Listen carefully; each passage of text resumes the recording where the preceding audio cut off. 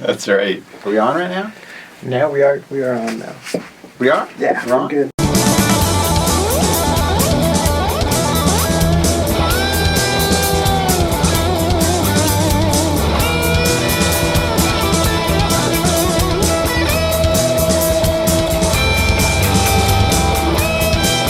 This is Billy D, and this is your weekly buzz. I mean, I had to pull a lot of teeth to get this dude on. He thinks he's Howard Hughes or something right now. That's it. No interviews. No interviews.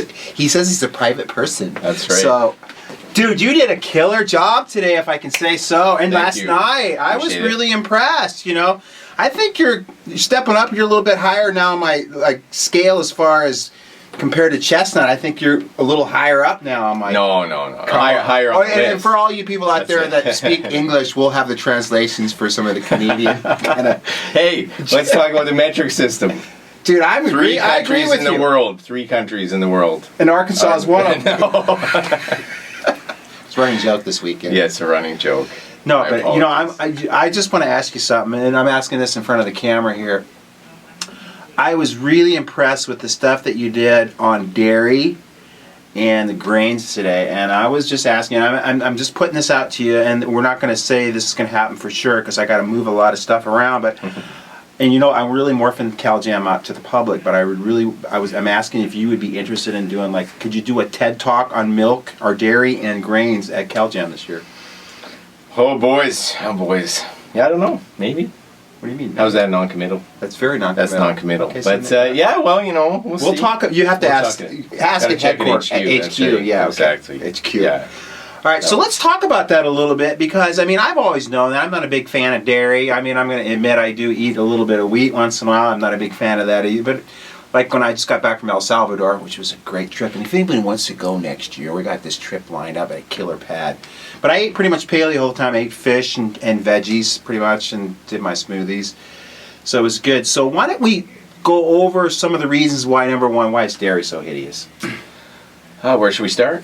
Where should we start? Well, of course, this entire weekend and the entire program is based on genetically congruent lifestyle, living in congruence with your genes. Like I said, one of the things that James was able to put together is all the research that independently was pretty amazing. And you put it all together and you realize that, wow, everything chiropractors have been saying for decades is actually backed by research. Right. So with the dairy, you know, let's look at our ancestors.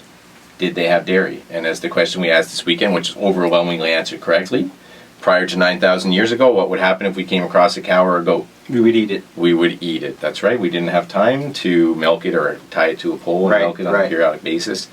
So when you think about how long humans have been on the planet, how long they've been consuming dairy products, very short amount of time we've been consuming it, very long time on the planet, not enough time to adapt to it. Right. Who was the group that started using dairy 7,000 years ago? It was two groups. You said 9,000 years ago in the Middle East, in the Fertile Crescent, and then it moved upwards into Europe. So probably about 7,000 years ago in Northern Europe.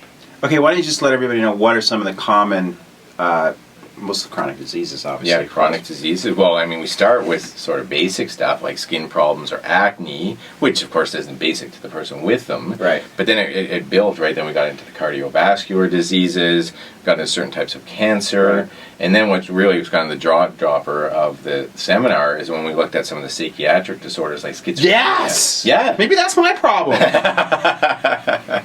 Well, we'll have to do a trial. The other thing I thought was kind of interesting too, and I may have maybe parlayed this out a little bit, but you said that, you know, cow's milk's for cows, obviously. Yes. It makes them grow big and they have small brains. Big, small brain, big bones. So I think if you're feeding your kids milk, they're going to grow big, but they're going to have smaller brains. Could we maybe extrapolate that far? Defensive line, maybe. But and then if we throw a few vaccines on top of that, it'll really create some problems. Exactly. So also the dairy products are pasteurized, which obviously kills all the enzymes, but they're also acidic. We hit the acid alkaline thing this weekend.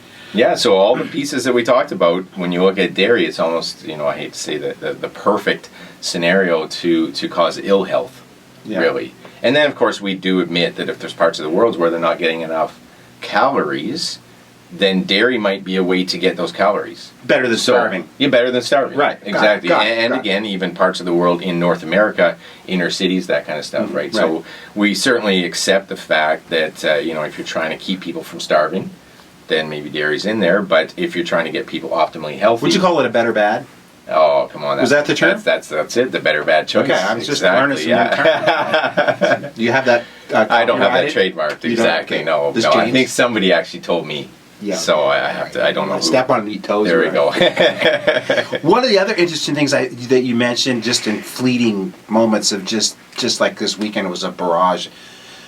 I mean, I started passing out towards the last at like 4:20 p.m. I started passing out for some reason. Yeah, exactly. Sorry, I was on overload. I thought it was just me, so I kept going. No, it wasn't you. It was just the thing about Indians, the 40 their omega ratio. Yeah, like the country of India. Yeah, exactly. Yeah, are they Indians or? Yeah, Okay. yeah. But just to clarify, in case there's any misinterpretation, right? We don't want to get politically correctness. That's right. Football teams are having trouble with that right now. Are they? Yeah, Washington. Are they? Yes, of course. What about they the want them to Cleveland rename Indians, it. the baseball team? Well, they apparently don't have the same issue. Yeah. I don't know why. I didn't know that. Yeah. So, no, that's right. The country of India now has probably the highest imbalance of omega-6 to omega-3.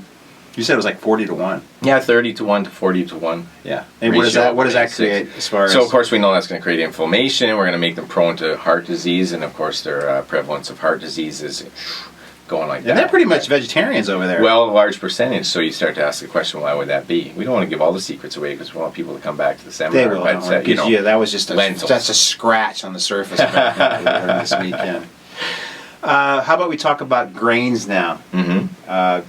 Which, again, we didn't eat prior to 10,000 years ago, the agricultural revolution. That's right. Yeah. Right. Yeah. So, again, I had to go and look a lot of this stuff up because I wasn't quite sure what exactly. You said you used to eat the maple bars at, what was the name of the place? Yeah. Tim Hortons. Tim Hortons. The Canadian Embassy. We tried to expand down south. Don't you have any down here? I don't think so. No, Yeah, I think we were crushed by Krispy Kreme. Krispy Kreme kills it. Can't stand that. What about Dunkin' Donuts, too? That's another fine establishment. Yeah, I don't, not as popular. You called it poison this weekend, which I think is a great term. You're feeding your kids poison. Let's be honest. Let's be honest. Yeah. Right, it's true. I mean, it's not healthy, that's for sure. Anything that's not healthy has got to be toxic, and any toxin is a poison to the body. That's right. Right.